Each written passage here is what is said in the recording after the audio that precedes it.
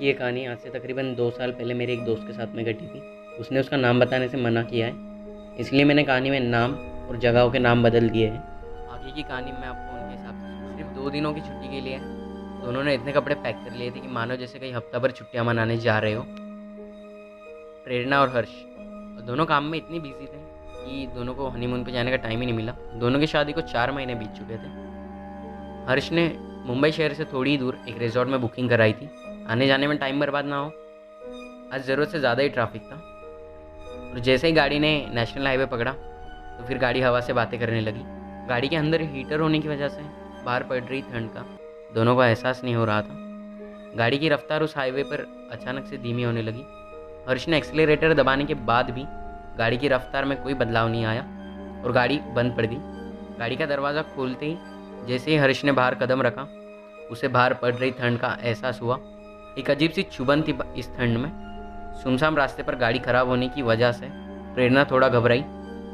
हर्ष ने उसे कहा, तुम चिंता मत करो, बस 2 मिनट लगेंगे, 2 मिनट में गाड़ी सुधार दूंगा। गाड़ी का इंजन बहुत गर्म हो चुका था। उससे निकलता धुआं और रात का अंधेरा नेशनल हाईवे की उस सुनसान सड़क पर डर का माहौल पैदा कर रहा था। हर्ष ने पानी निकालने के लिए गाड़ी की डिक्की खोली तो तभी गाड़ी का हॉर्न बज पड़ा।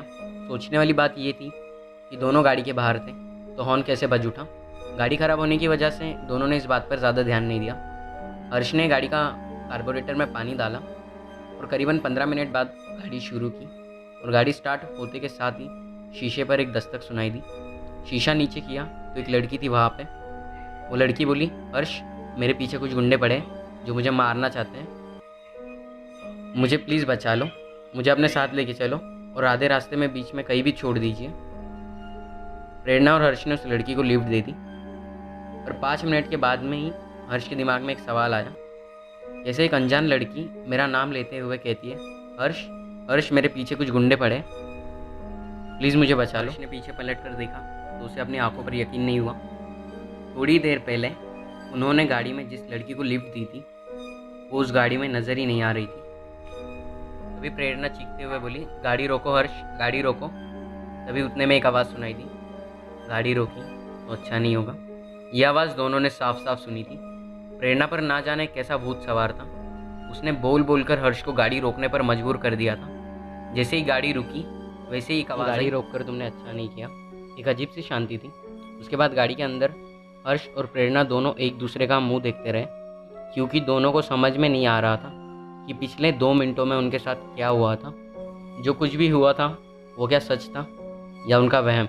कई सवाल लिए हर्ष गाड़ी से उतरा और साथ साथ प्रेरणा भी गाड़ी से उतरकर देखें तो सामने वही रास्ता था जहाँ पर थोड़ी देर पहले उस लड़की ने उन दोनों को लिफ्ट मांगी थी।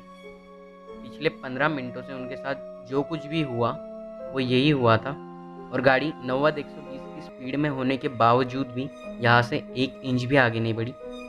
हर्ष और प्रेरणा इस पहले कुछ समझ पाते एक बार फिर चौंक चुके थे।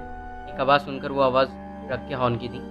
ट्रक के हॉर्न ने मानो हर्ष और प्रेरणा के बुरे सपने को तोड़ दिया। दोनों तुरंत गाड़ी में बैठे और वापस अपने घर मुंबई की ओर चल दिए। फ्राइडे की रात बहुत लंबी थी। प्रेरणा और हर्ष के घर शाम से ही बत्ती गई हुई थी। सर्दी का मौसम होने की वजह से ज़्यादा परेशानी नहीं हो रही थी। दोनों गहरी नींद में सो रहे थे कि अचानक उनके रसोई घर से एक आवाज़ आई। प्रेरणा ने मोबाइल की टॉर्च ऑन की और किचन में गई। नज़ारा देखने लायक था। रात को धोकर रखे हुए बर्तन ज़मीन पर बिखरे पड़े थे। मोबाइल फ्लैश की रोशनी में प्रेरणा जैसे ही बर्तन उठाने झुकी, उसे ऐसा लगा कि मानो पीछे से कोई उसे छू रहा हो। वो तुरंत पीछे पलटी पर वहाँ कोई भी नहीं था। अपने ही घर में प्रेरणा को एक अजीब सा डर लग रहा था। प्रेरणा धीरे धीरे सहमे हुए कदमों से अपने कमरे की ओर जा रही थी और डाइनिंग हॉल पार करते के साथ ही डाइनिंग हॉल की लाइट जली और फिर से गायब हो गई। शायद शाम से गई हुई लाइट एक पल के लिए आई थी और वापस चली गई।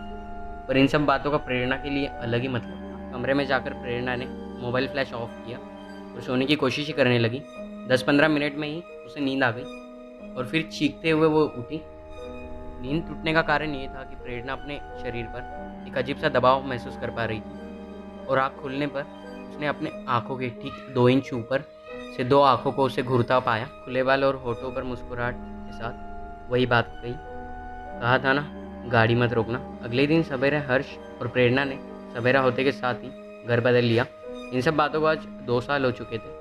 प्रेरणा और हर्ष का 1 साल का बेटा भी है। एक दिन ब्रेकफास्ट टेबल पर हर्ष बैठा ही था। प्रेरणा ने कहा, अरे वाह, आज तो कमाल ही हो गया। लाड साहब खुद ही तैयार होकर बैठ गए, मुझे कपड़े भी नहीं निकाल कर देने पड़े। हर्ष ने हंसते हंसते कहा, तुम नहीं तो क्या गाड़ी वाली भूतनी ने करके दिया है। इसके पहले प्रेरणा हर्ष की बातों पर रिएक्ट कर पाती कि कमरे से उसके बच्चे की ज़ोर ज़ोर से रोने की आवाज़ें सुनाई दे रही थी। हर्ष ने अंदर जाकर देखा तो उसका बेटा पलंग पर लेटा हुआ था और उसने चिल्लाते हुए प्रेरणा को आवाज़ लगाई, कहा, तुम इतनी लापरवाह कैसे हो सकती हो कि बच्चे को पालने में डालने की जगह पलंग पर सुलाकर चली गई। प्रेरणा ने कहा, मैं तो उसे पालने में ही डालकर सुलाकर चली गई थी। हर्ष चीख पड़ा, तो क्या उस गाड़ी वाली भूतनी ने उसे यहाँ सुला दिया है। बात आई गई होगी। रात का समय था। प्रेरणा अपने बेटे को अपने बाएं हाथ से झुला दे रही थी कि तभी अचानक अंधेरे में उस पालने को कोई दूसरी तरफ से खींचने लगा।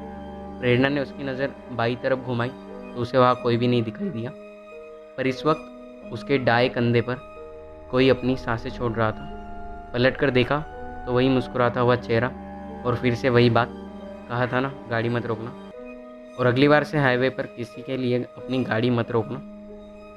पहले तो सुनसान सड़क पर गाड़ी खराब हो जाना और अनजान लड़की का हर्ष का नाम लेकर लिफ्ट मांगना, क्या ये कोई इत्तेफाक था या आने वाली मुसीबत?